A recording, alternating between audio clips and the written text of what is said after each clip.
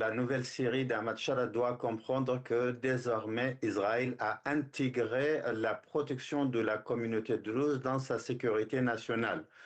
Bien évidemment, les intérêts d'Israël vont au-delà de ça, mais il faut le prendre en compte parce que tout simplement en Israël, on a 150 000 Druzes qui sont parfaitement intégrés non seulement au sein de la société, mais aussi au sein de l'État israélien. Ils sont un peu partout, ils sont ministres, ambassadeurs, et dans le service de renseignement, dans l'armée, dans les différentes institutions.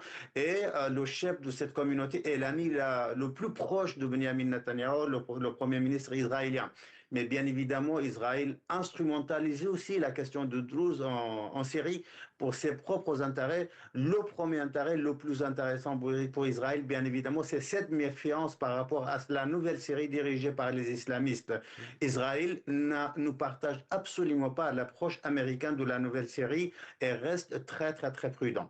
Le chef druze, Walid Jumblat, a d'ailleurs parlé de volonté de division de la part d'Israël s'agissant de la Syrie.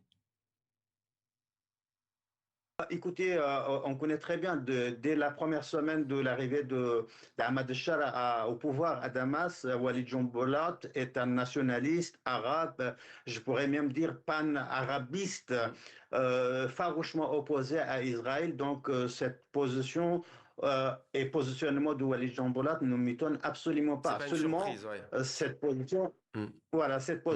cette position n'est absolument pas partagée par l'ensemble des Druzes. Ouais. Lui, il représente bien évidemment les Druzes de Liban, Mm. mais les Druzes israéliens et les Druzes syriens ne Mm. partagent absolument pas cette position et Ah, voient en Israël mm. une bonne partie, bien évidemment, des Druzes des deux côtés voient en Israël comme un protecteur. Adel Bakawan, est-ce que vous diriez ce soir qu'Ahmed El-Shara, le nouvel homme fort en Syrie, s'est résigné à ce que le sud de la Syrie, majoritairement peuplé de Druzes, soit désormais un protectorat israélien où l'armée syrienne serait interdite d'entrer?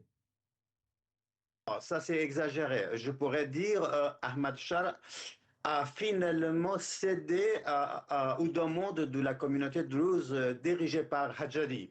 C'est-à-dire quoi? C'est-à-dire avant cet affrontement, quelle était la demande de cette communauté? Gérer leur province eux-mêmes, gérer leur territoire, gérer leur population. Mm. Et Ahmad Shah, en tant que représentant d'un État qui se donne comme objectif centralisateur et s'impose par la force à tout le monde, rejetait catégoriquement cette demande. Mm. Mais finalement, les rapports de force ont fait qu'il cède. Là, aujourd'hui, on peut dire Ahmad Shah a perdu face à la communauté druze, mais est-ce que pour autant on Mm. peut dire que le sud de la Syrie est désormais un protectorat d'Israël? Non, on est très Merci. loin.